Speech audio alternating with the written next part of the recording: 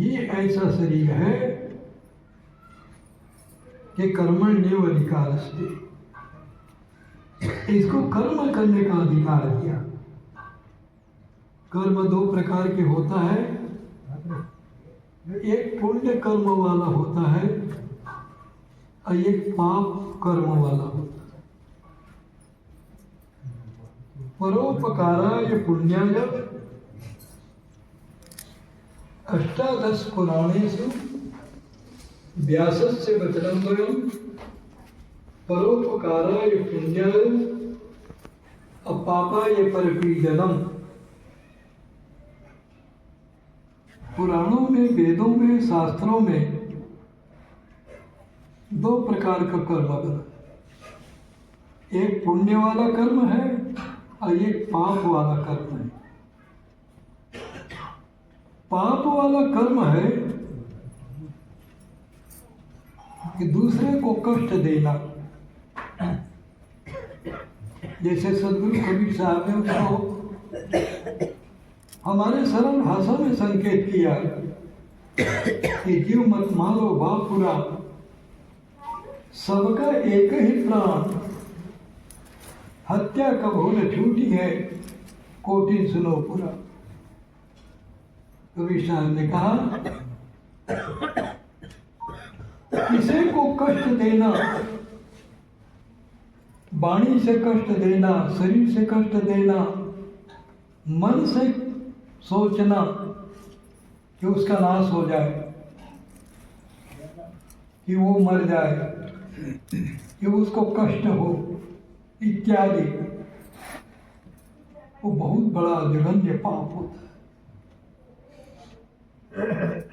वो पाप किसी भी प्रकार के नष्ट नहीं होता। ना भुक्तम क्षीयते कर्म कल्प कोटि शतैरपि। वो पाप जो कर्म है वो बिना भोगे छूट नहीं सकता,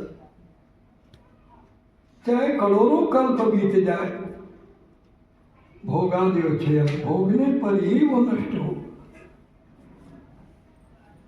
ऐसा शास्त्र और महापुरुषों का संकेत है। इसलिए सदगुरु कबीर साहब ने कहा कि पुण्य कर्म करो, परोपकाराय पुण्याय, दूसरे को उपकार करना, सेवा करना, हमेशा यही सोचना कि किसी को कष्ट ना हो, किसी को दुख ना हो। कभी नहीं सोचना कि हमारे कर्म से, कि वाणी से, कि विचार से, कि मन से किसी भी प्रकार से किसी को कष्ट हो, ऐसा कभी नहीं सोचना। ये सद्गुरु का आदेश है। इससे क्या होगा? इससे पुण्य कर्म होगा। ये पुण्य कर्म से मनुष्य का जो अंतःकरण है वो शुद्ध हो जाता है, विचार शुद्ध हो जाता है। जब विचार उसका शुद्ध हो जाता है तो उसका कर्म भी शुद्ध हो जाता है। संतों के बीच रहना, संतों की वाणी सुनना, संतों के विचार के अनुकूल चलना, अब वाणी बदल जाता है। सतो गुणात्मक उसकी वाणी हो जाती है। सात्विक पुण्य निष्पत्ति पापोत्पत्तिश्च राजसी, कर्म उसका सात्विक हो जाता है। जब सात्विक कर्म हो जाता है, सात्विक गुण हो जाता है, तभी उसको सतलोक मिलता है। वही सतलोक में जाकर के मनुष्य फिर आता नहीं है, फिर जन्म नहीं होता। उसी सत्यलोक को जाने के लिए सदगुरु कबीर साहब ने चौका, आरती, पूजा पाठ किसी पर आडंबर नहीं रखा, आडंबरवाद नहीं रखा। सदगुरु कबीर ने यही संकेत किया कि अपने जीवन को साधना में जीवन बनाओ, तन थीर और उसी प्रकार से मन को ठीक, जैसे तन को भी ठीक किए, ऐसे मन को भी ठीक करो, वाणी को भी ठीक कर दो। तन थीर, मन थीर, वचन थीर। तो हमारे अंदर एक और भी है, वो बहुत सूक्ष्म है, जिसको व्यक्ति जानता नहीं है, और एकमात्र बिगड़ने का कारण जीवन का वही होता है, उसको समझ नहीं पाता। सुरति उसको कहते हैं, जिसको आपके छत्तीसगढ़ी भाषा में उसको सुरता कहते हैं। सुरता कहते हैं ना कि कभी कभी लोग बोलते हैं और उनको पूछते हैं कि भगत जी आप कहाँ से आए, तब वो भगत कहता है कि साहब आपको सुरता नहीं, हम 2 साल पहले आपको मिले थे वहाँ पर, हम आपके आश्रम में गए थे। तो सुरता जो शब्द है वो सुरती है, शुद्ध हिंदी भाषा में सुरती है। सदगुरु कबीर साहब कहते हैं, जब तक उस सुरती को तुम कंट्रोल नहीं करोगे तब तक तुम्हारा जीवन नहीं।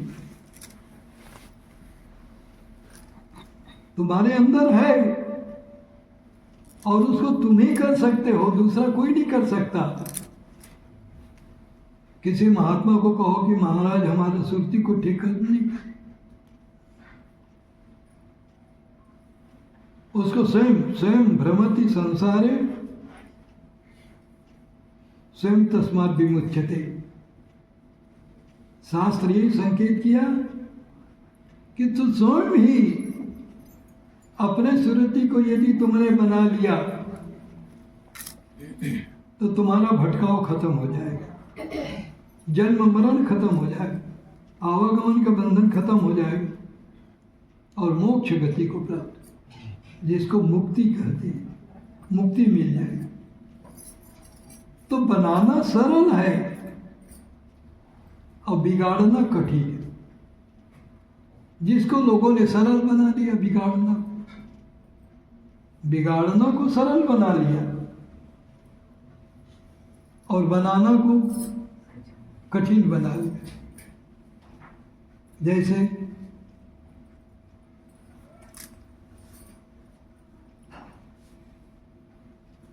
जो मुक्ति है वो अरबों खरबों में मिलेगा नहीं, चाहे संपूर्ण विश्व को भी दे दे किसी को। कोई ऐसा व्यक्ति हो जो सारे विश्व का मालिक और उसको कह दे कि हमको परमात्मा ले लो, हमको मुक्ति, तो मिलेगा नहीं। ये धन जायदाद से नहीं मिलेगा, बनाने से मिलेगा। और उसके लिए मनुष्य को संकेत किया, एक छोटा सा तुम्हारा शब्द है मेरा,